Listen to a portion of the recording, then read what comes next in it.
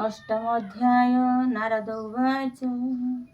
शुण राजन ब्रह्मज्ञानी ब्रह्मवचन शुक्रमुनि जलंधर को करी पूजा सिंधु देश रे कले राजा अनेक संपद व्यवहारे रहिले सिंधुक नगरे से राजा जात रुद्रंशे विशेष इंद्र पजसे अनळु जळु पूजिला तेणु असुर बुद्धि हेला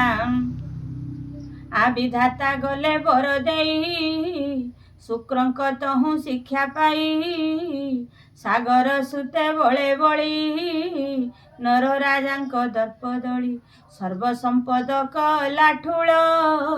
सिंधुंकु देशे मोहिपाळ असुर नारायण डरे लुचिले जेथिले तळपुरे से सर्व शुक्रंक आदेश मिलिले जलंधर पासे शुंभ निशुंभ बाणासुर अघा शकुनि शंखासुर हेति प्रहेति विप्रचिति घस्मरस घस्र स्वपति काल नेमिर पुत्र काल गजश्रवण वज्रमाळ संबर वृष प्रभाकाशी कुंभ कर्कश बेनी आसी थरिले बल महाबल हरित सुतता सकल निश्चंद्र अग्नि कीर्ति माळे मयादा नव आसी मेळे जे ज्योति चंद्र भास्कर खड़ग रोमा महावीर अशिल शिल अनुदय सुरभिनी बारंती दये चंड प्रचंड मुंड आदि सुर जे पिशाच विवादी वज्र द्रष्ट जे शुक्र भानु वृषभ प्रभा वज्रतनु एमंते दैत्य बल जेते बलिकी छाड़ी जेझा मते मने दुर्गति सुमरिले जलंधर को आश्रय कले सागर सुत तांकु देखी बंधु सदर भावे लेखी काल नौमी दैत्य जे मा रूपे सुंदरी दिति उमा नाम ताहार वृंदावती सर्वलक्षणा स्वाधि सती से कन्या शुक्र मंत्री बोले जलंधर को विवाह कले से सती पतिव्रता पुण्य असुर तेज दिनु दिने दनुज बल संगे घेनी जिणिला सकल मेदिनी शपथ दीपे चक्रवर्ती होइला सागर संतति सागर सुत एक दिने विजय सबंभ आसने शुक्र सहिते दैत्य बल सन्निधे अछंती सकल एमंते राहु महादैत्य पातालपुर उपगत मिलिला जलंधर आगे निज शरीर बेनी भागे ताहाकु देखि सिंधु सुत बोल इए कि विपरीत के तते कला बेनी खंड काही पाइलु एड़े दंड एक कथा मोर आगे कह बेनी आकुल मोर देह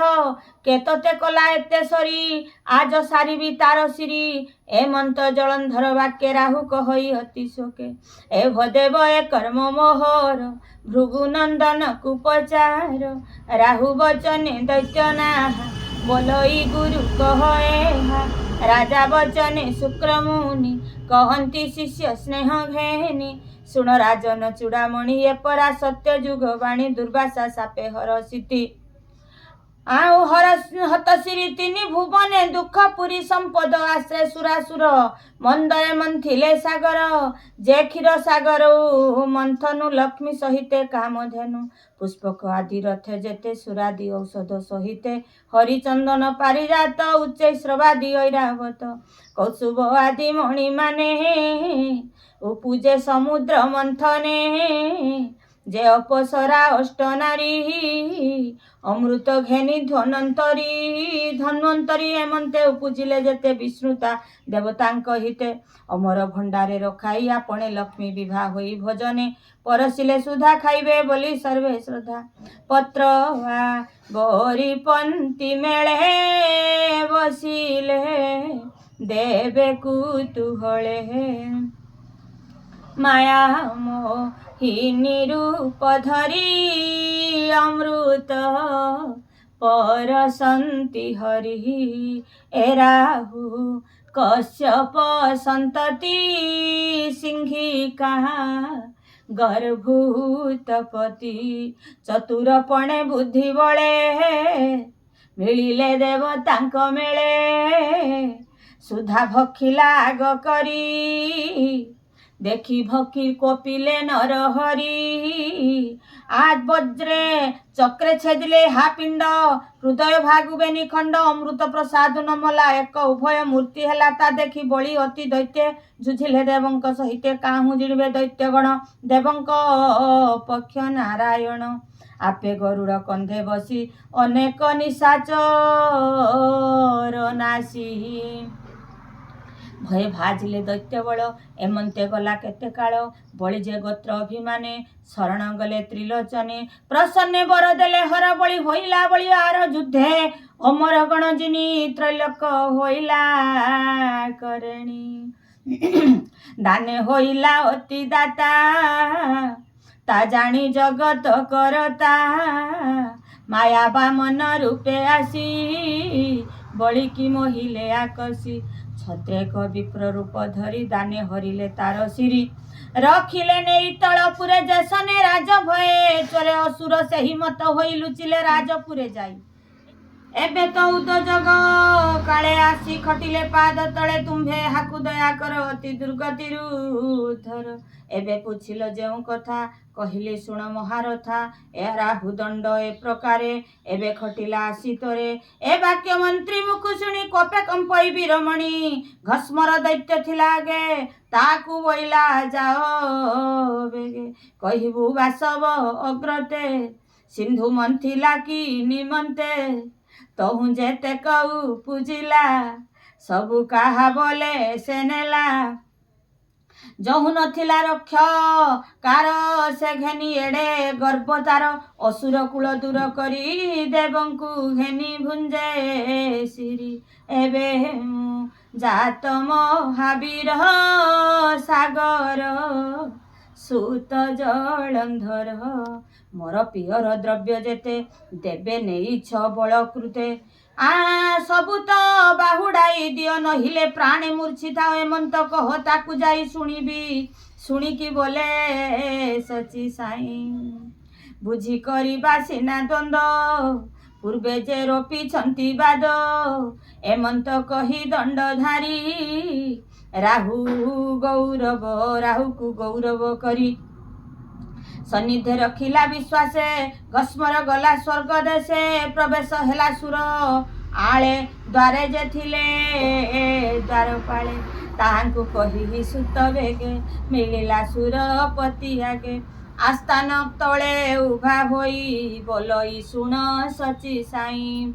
ଘସ୍ମର ନାମ ମୋ ବିଦିତ ମୁଁ ଜଳନ୍ଧର ରାଜା ସୁତ ସେ ରାଜା ସାଗର ନନ୍ଦନ ଅଟଇ ବୈରୀ ଗଞ୍ଜନ ଅଶେଷ ଭୂମଣ୍ଡଳପତି ବ୍ରହ୍ମା ବଚନେ ଚକ୍ରବର୍ତ୍ତୀ ସକଳ ଲୋକେ ପ୍ରଭୁ ସେହି ତାର ଉପରେ କେହି ନାହିଁ ମୁଁ ତାର ଆଣିଛି ବାରତା ଶୁଣ ହୋ ସକଳ ଦେବତା ପୂର୍ବେ ଯେ ମନ୍ଥିଲା ସାଗର ବିଷ୍ଣୁ ସହିତେ ସୁରାସୁର ତହୁଁ ପାଇଲ ଯେତେ ଦ୍ରବ୍ୟ ତୁମ୍ଭେ ଆଣିଛ ତାହା ସର୍ବ ନ ଦେଇ ଅସୁରଙ୍କୁ କିଛି ସେ କଥା କହ ଜାଣି ସିନ୍ଧୁ ବସି ବିଚାରେ ପିତା ଦ୍ରବ୍ୟ ତାର ସାଗର ସୁତ ଜଳନ୍ଧର ତୁମ୍ଭଙ୍କୁ ଦେଇଛି ଉଦନ୍ତ ସିନ୍ଧୁ ମନ୍ଥନେ ଯେତେ ବିତ ମୋର ଗୋଚରେ ଦିଅ ବେଗେ ଘେନାଇ ଆସ ସଙ୍ଗେ ସଙ୍ଗେ ରାଜାଙ୍କୁ କର ଦର୍ଶନ କୁଶଳ ଯେବେ ମନେ ଘେନ ଏମନ୍ତ ଦୂତ ବାକ୍ୟ ଶୁଣି କପେକ ହଇ ଚକ୍ରପାଣି କିଙ୍କର ଗଣଙ୍କୁ ଅନାଇ ବୋଲଇ କି କହିବ ବାଇ ଏଠାରୁ ନିଅ କେଶ ଧରି ଘଉଡ଼ ଜୀବନେ ନ ମାରି ବାସବ ଆଜ୍ଞା ପରିମାଣେ ଧାଇଲେ ସେ କିଙ୍କର ଗଣେ ଘସ୍ମର କେଶ ଧରି ନେଲେ ନଗ୍ର ଉପାଡ଼ନ୍ତେ ଛାଡ଼ିଦେଲେ ଆଉ ପ୍ରାରବ୍ଧ ପାଇ ମହାବଳୀ ସିନ୍ଧୁଙ୍କ ଦେଶେ ଯାଇ ମିଳି କହିଲା ଜଳନ୍ଧର ଆଗେ ଘସ୍ମର ବାକ୍ୟ ଶୁଣି ରାଗେ ସକ୍ରୋଧେ ସାଗର ନନ୍ଦନ ସାଜିଲା ଅସୁର ସୈନ୍ୟ ଶୁକ୍ରମନ୍ତ୍ରୀ କି ବେଗେ ନେଇ ସ୍ୱର୍ଗକୁ କଲା କଟକାଇ सहस्रे क्षौणी ताबळ गमन्ते कंपे भूमंडल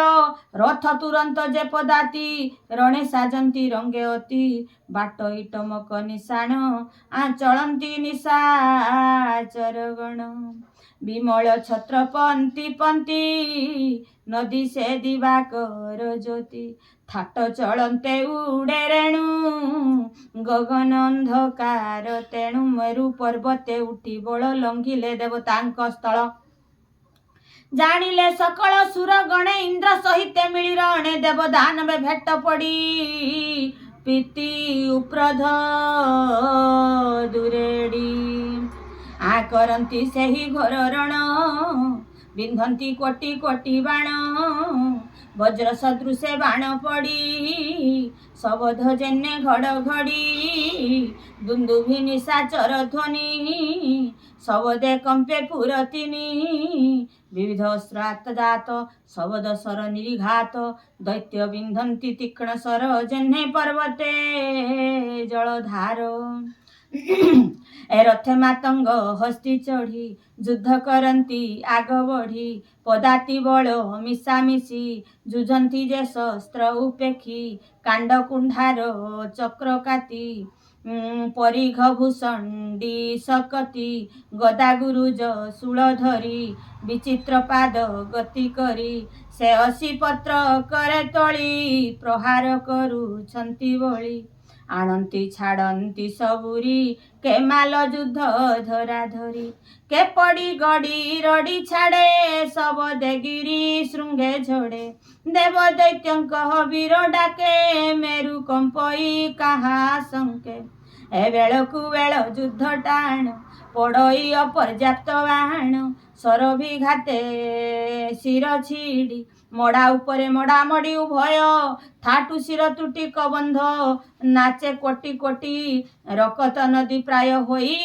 सागर मार्गे वही जाई एमंत दुर्लभ समर बासव संगे जलंधर जेते जुझिला अंग छळे कहिले न सरिब काळे एही प्रकारे देव दैत्य युद्ध करंती नित्य नित्य दियंतरे बेनी बजे रहंती गंगा बेनी कूले निशा भागरे शुक्र मिली आ संग्रामे मध्ये पशी चली सुमरी मृत्यु संजीवनी जियांती असुर सैनी राजा छामुक घेनी जाती तदनंतरे बृहस्पति द्रोणादि पर्वत कुआणी जा नाम विशल्य करणी से वृक्ष पत्र रस नहीं देवंकु जीवदान देय मन्ते बढ़ेबेनी बल त्रात्र पाहिले रणबोल ए युद्ध करंती अंग चले विशुद्ध क्षत्रि बेनी बळे रणे पड़ंती जेते क्षत्रि राते जियंती बेनी मंत्री आय मंत केते दिन अंते सागर सुत कोपचिते शुक्रंकु पचारिला भाई बोइला शुण वाक्य साई ए मुहि संग्रामे जेते जेते देवंकु संहार नित्ये से पुणी आर दिन आसी युद्ध रंती रणे पशी केमंते पांती निज देह तमे ता किं पाई न कह नृपति वंश वचने संशय सुख कहंती सुण राय देवंक गुरु बृहस्पति जानती सर्वकर्म रीति से जे देवंक हित पाई द्रोणादि पर्वत को जाई जेउ औषध तही अछि ताहा आणंती गुरुबाची से वृक्ष रस नासे नासे देई मृत देवतांकु जिय ए कथा सत्यरूपमणि आंभे निश्चय अचु जानी कहिलु तुम्भर आगर मंत्री एमंत विचार सकल कथा बुझुथिब नृपति पुछिले कहिब तू एबे जानिलु निश्चय विचारी कार्य कर राय मंत्री बदनु एहा शुणी सागर सुत मने गुणी गमन कला निशा काळे देवशैल भुज बळे गमन कला निशा काळे देवशैल भुज बळे उपाड़ी आनिले तुरीते समुद्र रखिले द्रुपते गिरी न देखी बृहस्पति विस्मय मने विचारंती देवंकु नाही आउ गति जहा ଜିଲା ସୁରପତି ଈଶ୍ୱରେ କଲା ଦ୍ରୋହ କର୍ମ ଏବେ ଛାଡ଼ିଲା ନିଶ୍ଚୟ ଧର୍ମ ଏତେ ବିଚାରି ଗୁରୁ ଚିତେ କହିଲେ ଦେବଙ୍କ ଅଗ୍ରତେ ବିବୁଧ ଗଣ ତୁମ୍ଭେ ଶୁଣ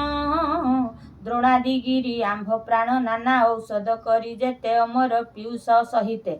ଗୁପତେ ରଖିଥିଲି ତହିଁ ମୋ ବିନୁ ନ ଚିହ୍ନନ୍ତି କେହି ଏବେ ଅସୁର ନେଲେ ହରି ତା ଚିହ୍ନିଗିରି ଆଦି କରି ଏବେ ତ ବୁଦ୍ଧି ନାହିଁ ଆଉ କାଲି ସମୟରେ କେବା ଯିଉ ସାଗର ସୁତ ଜଳନ୍ଧର ଛେଦନ ସଭିଙ୍କର ଶିର ଏତକୁ ନାହିଁ ପରିତ୍ରାଣ ମୋର ବଚନ ଏବେ ଶୁଣ ଉପେକ୍ଷୀ ସ୍ୱର୍ଗପୁରେ ବାସ ପଳାଇ ଯିବାସ ରବେ ଆସ କନକଗିରି ଗୁହାଦିରେ ଗୁପତେ ରହିବା ନିର୍ଭରେ ମନେ ସୁମରି ଶ୍ରୀପତି ଖଣ୍ଡିବା ସକଳ ଦୁର୍ଗତି ଏମନ୍ତେ ଗୁରୁ ଶିକ୍ଷା ପାଇ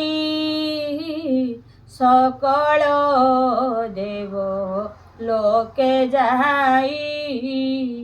କାଞ୍ଚନଗିରି କ୍ରୋଟେ ପଶି ମନେ ସୁମରି ବ୍ରହ୍ମରାଶି ଗୁପତେ ରହିଲେ ନିଶ୍ଚିନ୍ତେ ଦେବଙ୍କୁ ନ ଦେଖି ଦୈତ୍ୟେ ଆନନ୍ଦେ ବିହରନ୍ତି ସ୍ୱର୍ଗେ ସାଗର ସୁତ କର୍ମ ଭାଗେ ଦେବଙ୍କ ପଣ ଜଣେ ଜଣେ ଆବରି ନିଶାଚର ଗଣେ କାରେଣୀ ହେଲେ ତିନି ପୁରେ ଦେବେ ଲୁଚିଲେ ପ୍ରାଣ ଡରେ ବିପତ୍ତି ଖଣ୍ଡିବା ନିମନ୍ତେ ମନ ନିବେଶୀ ଲକ୍ଷ୍ମୀ କାନ୍ତେ ସେ ଯେ ପ୍ରଭୁ